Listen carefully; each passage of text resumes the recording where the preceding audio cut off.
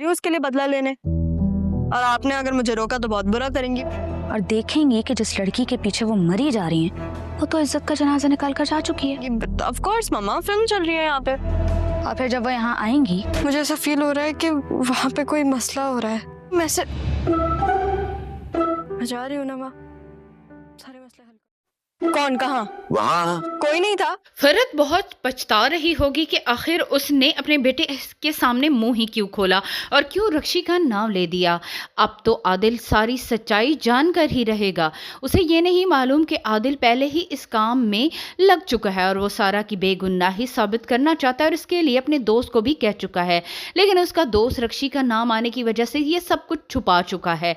ना तो वो उसे बता रहा है और ना ही कुछ कह रहा है, लेकिन आदिल को अब सच्चाई मालूम हो जाएगी और इसके बाद वो सारा को कॉल करके उसे फौरन घर वापस आने का कहेगा।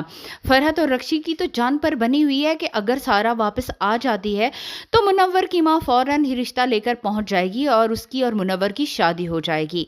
मगर रक्षी एक और प्लान माँ को बताएगी कि मुनव्वर की माँ को सारा के घर से भागने और मामू के इस फैसले के बारे में बता दिया जाए और ये भी बता दिया जाए कि इस दौलत और जायदाद में से सारा को कुछ भी नहीं मिलने वाला। फिर मुनव्वर की लालची माँ उसी का रिश्ता ही मांगेगी।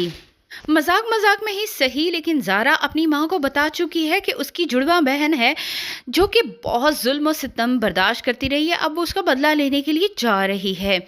लेकिन शाजिया अपनी बेटी की बातों से काफ़ी परेशान हो जाएगी। वो उसकी हरकतों को दिन ब दिन नोट कर रही है कि ज़ारा में बहुत सारी चेंजिंग आती जा रही हैं और यहाँ पर मेहरबान नाना भी सारा को देख लेंगे, लेकिन ज़ारा यहाँ पर नाना को घुमा कर रख देगी कि आप बूढ़े हो चुके हैं, आपको मैं हर जगह ही दिखाई देने लगी हूँ।